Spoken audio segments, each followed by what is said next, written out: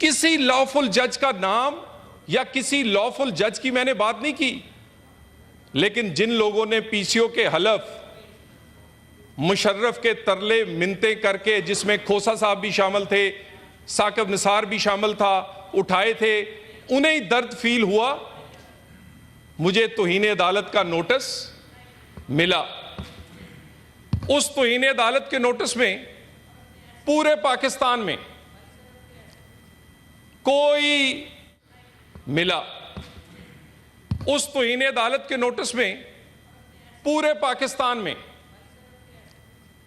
कोई वकील, जो बड़े बड़े नाम हैं, आज वो जज हैं, मेरा वकील बनने को कोई तैयार नहीं था। कि इसलिए कहते थे कि केस तो बिल्कुल इसमें कुछ नहीं है, तौहीन अदालत तो बनती नहीं है, लेकिन हम अदालत को नाराज नहीं कर सकते क्योंकि उनका मूड खराब है आपके बारे में। इसमें वो जज साहिबान के मैं नाम नहीं लेना चाहता, आज जज हैं वो। और उस सूरत हाल में हमारी क़यादत ने बात की आसमा जहांगीर साहिबा से। उन्होंने कहा कि वो केस लड़ेंगी, लेकिन वो केस पेश होने से पहले उसी फोन कॉन्वर्सेशन में उसके गवाह आजम नज़ीर तारड़ साहब भी हैं, वो वफात पा गई। उसके बाद भी मुझे 2 तारीखों पे कोई वकील नहीं मिला। मैं एहसानमंद हूं, ये हमारे हाउस के मेंबर भी हैं कामरान मुर्तज़ा साहब, पूरे पाकिस्तान में मुझे कोई वकील नहीं मिला, तो इन्होंने कहा चलो मैं तुम्हारे साथ खड़ा होता हूं। जनाबे वाला, आप ये देख लें कि मेरे जैसे के लिए कोई माफी नहीं थी। चेयरपर्सन साहिबा, पूरी दुनिया में तौहीन अदालत का कानून जिसमें स्कैंडलाइज करना है, रेडिक्यूल करना है, यह मुहज्जब दुनिया में खत्म हो चुका है। इस वाली साइड मुहज्जब ही है, ये खत्म हो चुका है। लेकिन आज भी हम 19वीं सदी के वो सारे हथकंडे सिर्फ इसलिए इस्तेमाल करते हैं कि लोग अपनी बात ना कह सकें। मुझे बता दीजिए, यहां पर बहुत सारे वकला और हमारे ये ऑपोजिशन से यहां पर हैं, क्या ये कानून खत्म नहीं हो चुका? किस मुहज्जब दुनिया में स्कैंडलाइज करने का अदालत को आज भी तौहीन अदालत से अरकान असेंबली नहीं, किसी आम आदमी को भी वो नोटिस नहीं करते, और यहां पर चुन चुन कर नोटिस कर दिया जाता है।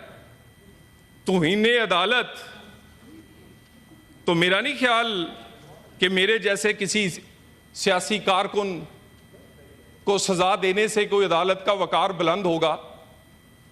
ये तो जिन्होंने आइन बनाने वालों को सजा देंगे तो वकार बुलंद नहीं होगा, आइन तोड़ने वालों को सजा देना। फैसल वाडा साहब, मैं तो इनके साथ टॉकिंग टर्म्स पे भी नहीं था, मेरा इनसे इतना शदीद इख्तलाफ है। मेरे इस साइड पे भी फाजल रुकन बहुत सारे मौजूद हैं, और इनके वो लोग भी जिसमें रऊफ हसन साहब और बाकी उन्होंने रिसेंटली गुफ्तगू की है, वो ज्यादा तौहीन अदालत के जुमरे में आती है। लेकिन मैं सियासी कारकुन के तौर पर वो बुज़दिल नहीं हूं कि अपने मुखालफों को मैं कहूं कि टेक्निकलिटीज के पीछे छुपा कर नाअहल किया जाए। सियासत का मुकाबला सियासी मैदान में होना चाहिए। और ये कहते हैं जी पर्सनल एजेंडे पे बात हो रही है, क्या पर्सनल एजेंडा है? ये जो पार्लियामेंट है, कहते हैं मदर ऑफ इंस्टीट्यूशंस है, इसकी तौहीन कब नहीं हुई? हमेशा रिस्ट्रेन का मुजाहरा किया इस पार्लियामेंट ने। इसका वजीर आजम को लटका दिया जाए, इसके वजीर आजम को उतनी जल्दी किसी म्यूनिसिपल कमेटी के क्लर्क को नहीं निकाला जाता जिस तरह हमारे वजीर आजम को ताहयात नाअहल कर दिया जाता है। ये इस पार्लियामेंट ने रिस्ट्रेन का मुजाहरा किया, कोशिश की कि ऐसा तसादुम अदारों के दरमियान ना पैदा हो, और मौजूदा हालात में तो बिल्कुल भी नहीं होना चाहिए। जब ये सूरत हाल हो तो मुल्क में लगता है कि जैसे अदारे आमने और सामने हैं। चेयरपर्सन, मेरी गुजारिश इसमें यही है कि वो असूल जो दरगुजर का है, मैग्नेनिटी का है, रिस्ट्रेन का है, अदालत को उसको मलहूज़े खातर रखना चाहिए। और मेरा नहीं ख्याल कि इस तरह के नोटिस से कोई अदालती वकार में इजाफा होगा। और अगर फिर हम बात ही करने निकले, अभी कहा गया है कि यह बड़ा ही कोई पर्सनल एजेंडे पे बात हो रही है। कुछ देर पहले ही एक लीडर वो अदालत में पेश होता था, टाइम सुबह 9 बजे का होता था, शाम 9 बजे आते थे वो, और दरो दीवार हिला देते थे। इस्लामाबाद का जो जुडिशल कॉम्प्लेक्स है उसकी कोई खिड़की दरवाजा नहीं बचा था, लेकिन तौहीन अदालत नहीं हुई थी।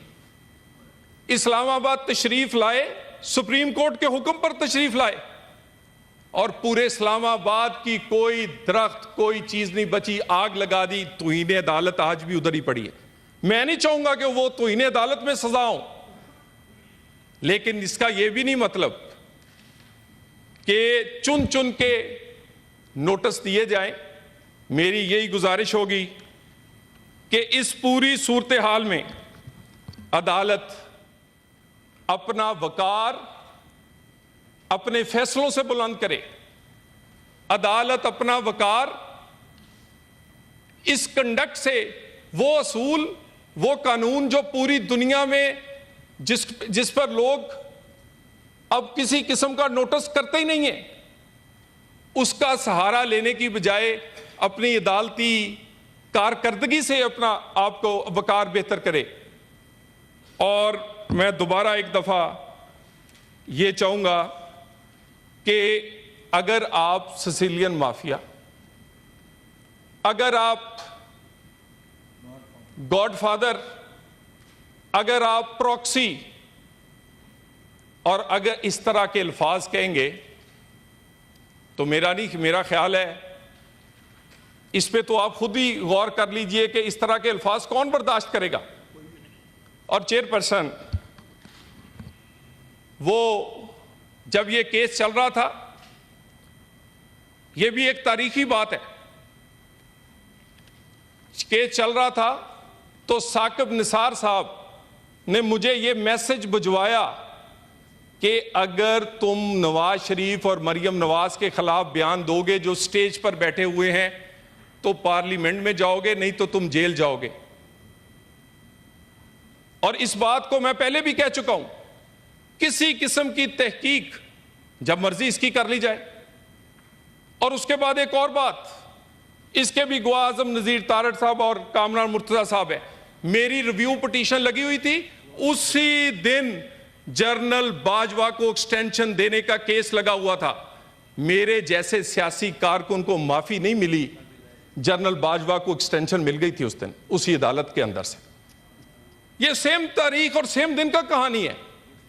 अदालत का वकार मेरे जैसे और अरकान पार्लियामेंट को तौहीन अदालत का नोटिस देने से बुलंद होगा? नहीं। आपको अपनी कारकर्दगी वो इस 140 नंबर से आपको 40 नंबर पे जाना पड़ेगा। हम आपके पीछे खड़े हैं। हम किसी ऐसी लड़ाई का हिस्सा नहीं बनना चाहते और ना लड़ना चाहते हैं कि यहां लगे कि पार्लियामेंट वर्सेस कोई अदलिया। नहीं नहीं, हम आपके रखवाले हैं। हम आप नाअहल भी करें तो हमने आपकी नाअहलियां, आपने फांसी के फंदों से भी झूला है तो सियासतदान झुककर झूल गए हैं, लेकिन आपकी इज्जत पर फर्क नहीं आने दिया। लेकिन बस करें प्लीज, इस काम को रोके इधर ही। और मैं सिर्फ दोबारा एक दफा ये बात दोहरा दूं कि चीफ जस्टिस साहब,